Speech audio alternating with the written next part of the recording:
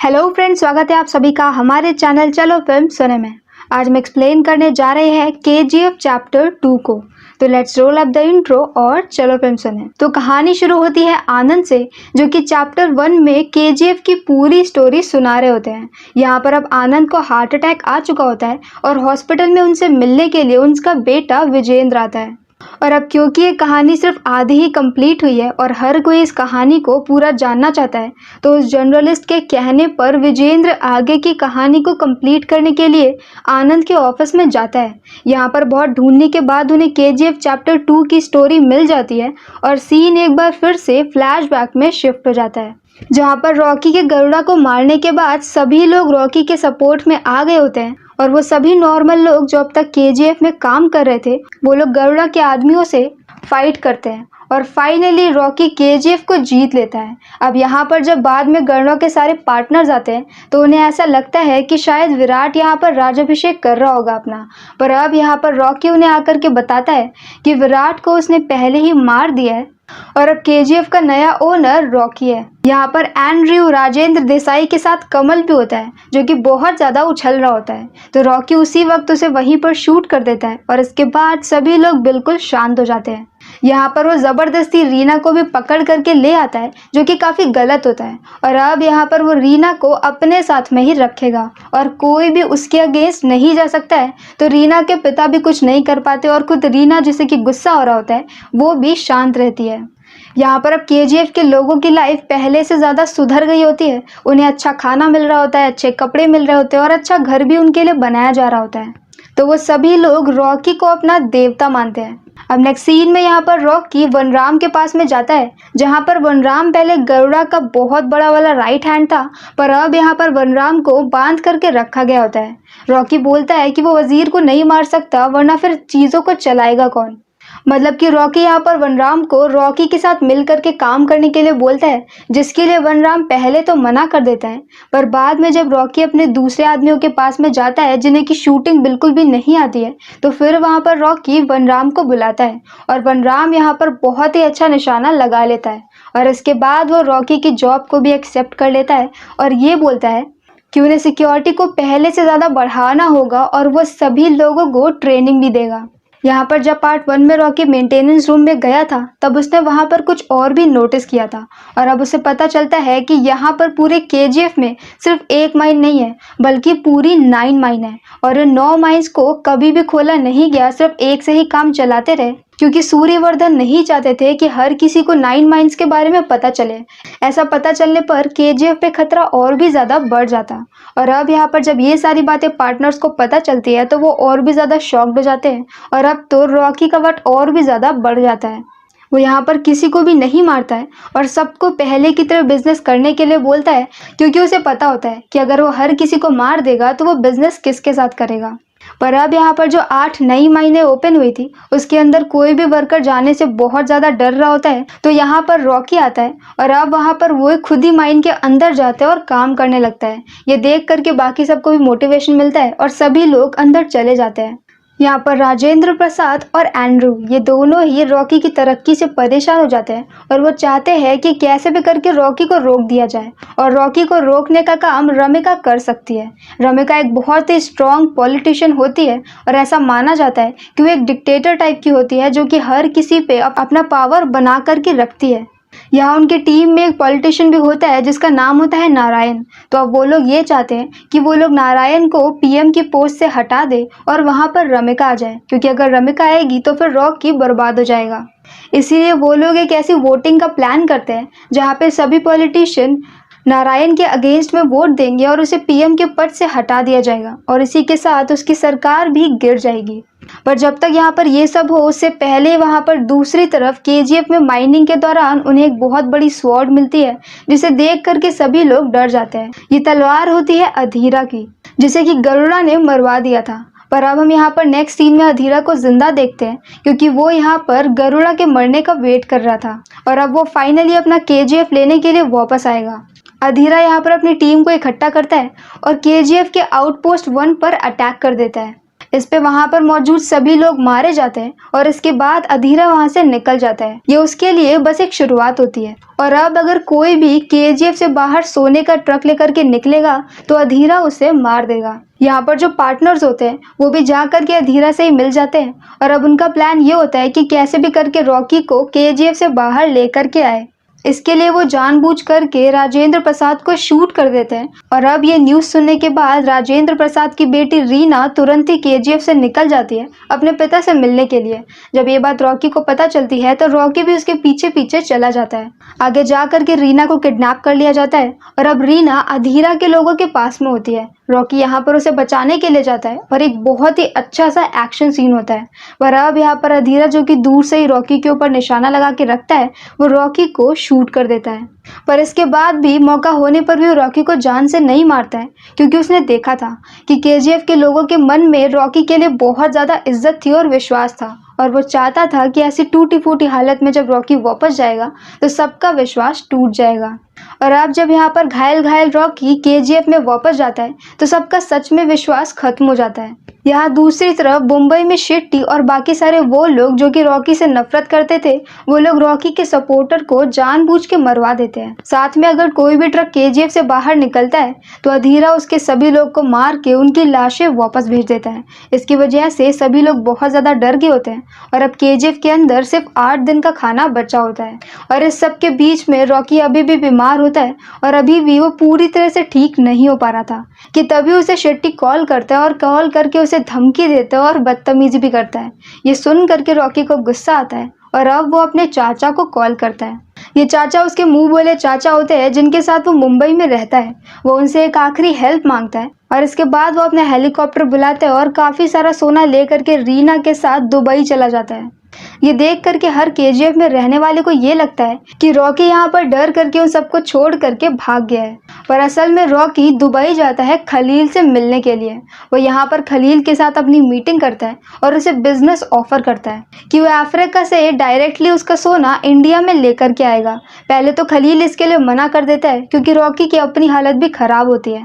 पर अब यहाँ पर खलील को पता चलता है कि रॉकी ने अपने चाचा से बोल करके अपने दूसरे सपोर्टर्स को बुलवा करके उस हर इंसान को मरवा दिया है जो कि मुंबई में खलील के सपोर्ट में था। साथ में यहाँ पर खलील जिन गार्ड्स को अपना गार्ड समझ रहा था उसमें से आधे गार्ड रॉकी के होते हैं। यहाँ पर अब खलील के साथ डील फिक्स करके रॉकी वापस से केजीएफ की तरफ आता है और वनराम से ये कह देता है कि सारे ट्रक्स को बाहर निकालो। यहाँ पर दूसरी तरफ अधीरा उसका वेट कर रहा होता है और जैसे ही वो ये देखता है कि रॉकी यहाँ पर वापस आ गया है और उसके पीछे ट्रक्स भी हैं, उसके सभी लोग रॉकी की तरफ को अपनी गन पॉइंट कर देते हैं कि तभी वहाँ पर ट्रक के अंदर से बहुत सारे रॉकी के आदमी निकलते हैं जिनके पास बहुत अच्छी अच्छी गन्स होती है, जिनके सामने अधीरा की सस्ती गन टिक नहीं पाती है।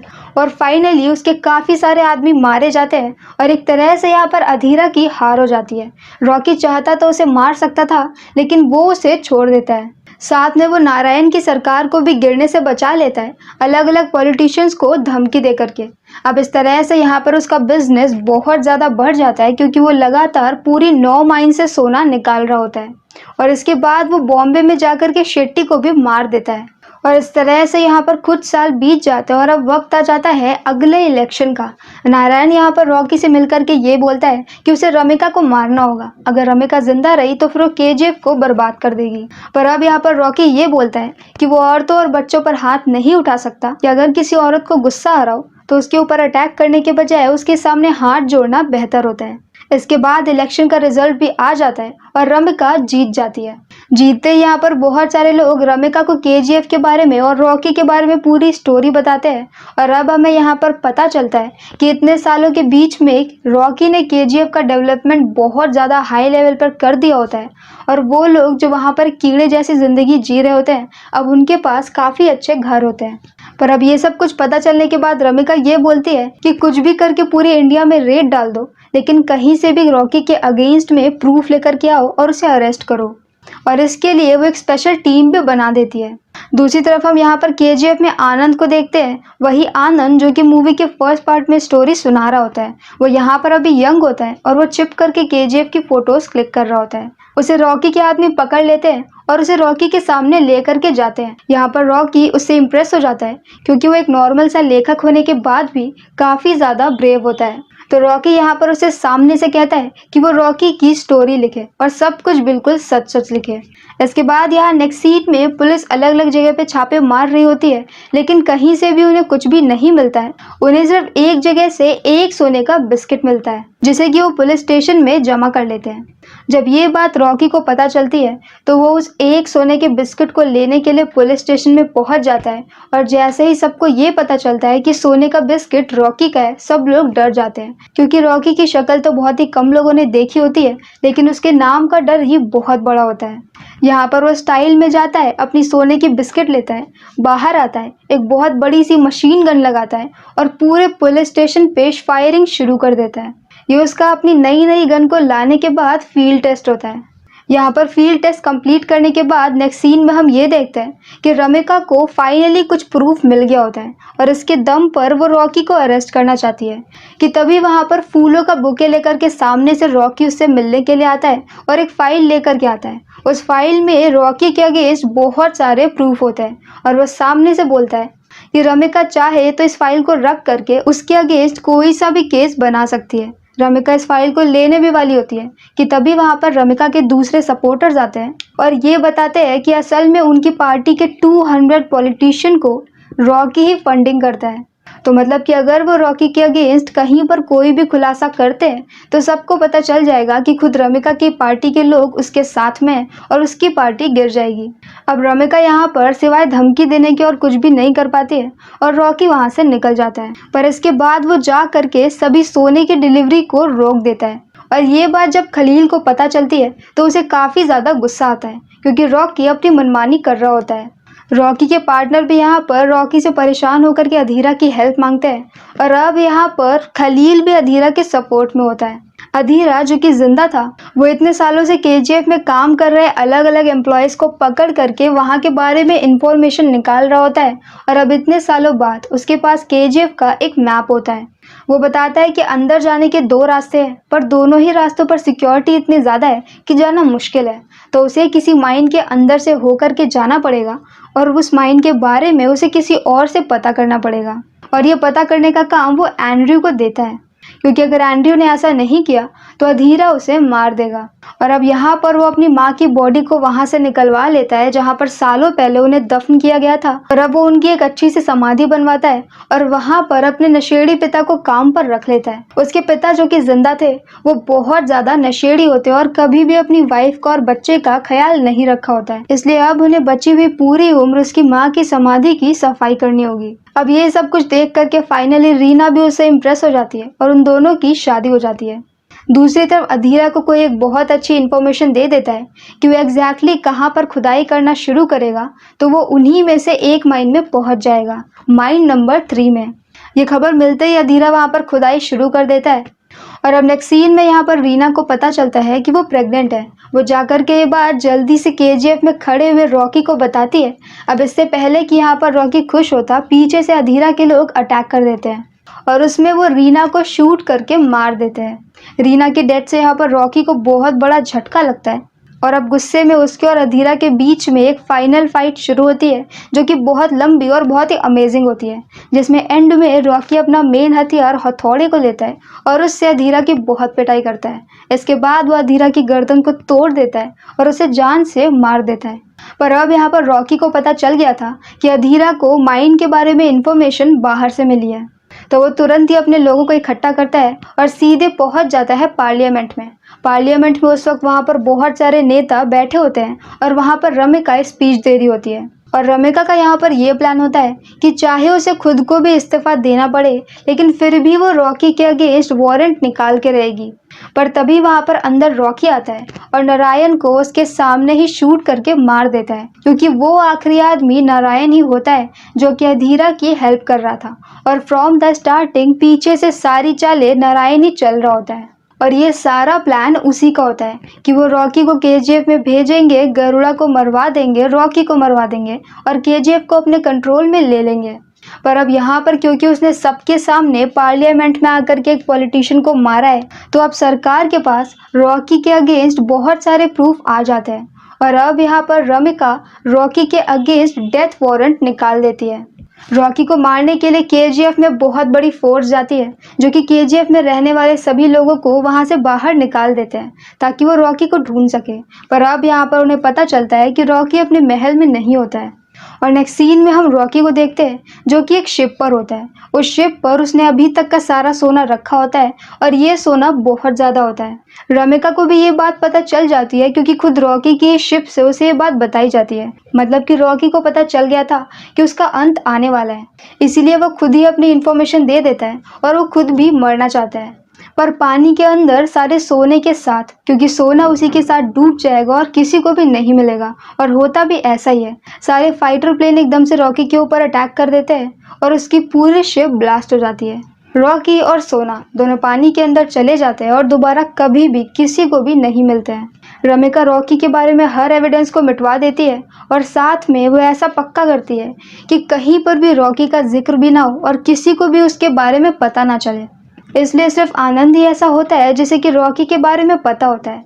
आनंद इस पूरी स्टोरी को लिखता है और बाद में इसे पब्लिश भी करता है। और मूवी के स्टार्टिंग की बात मैं बीच में मिस कर गई थी कि कहानी की शुरुआत में जो कि चैप्टर 1 में उसने बोला था कि एक शिला पे रॉकी की तस्वीर बनी है, कहानी की शुरुआत में वो तस्वीर मिल जाती है। वो बहुत बड़े से पत्थर पर बना हुआ रॉकी का स्कल्पचर होता है जो कि केजीएफ के लोगों ने बनाया था, क्योंकि उनके लिए रॉकी उनका देवता होता है। और रॉकी ने यहाँ पर मरने के बाद भी उनके लिए केजीएफ टाउन बसा दिया होता है, जहाँ पर बहुत सारे उनके लिए घर बने होते हैं। और इसी सैड एंडिंग के साथ ये कहानी यहीं पर ख़त्म हो जाती है। तो अगर आपको हमारा एक्सप्लेन पसंद आया हो तो प्लीज़ हमारी वीडियो को लाइक करें, शेयर करें और हमारे चैनल को सब्सक्राइब करें। तो मिलते हैं नेक्स्ट वीडियो के साथ। Bye bye.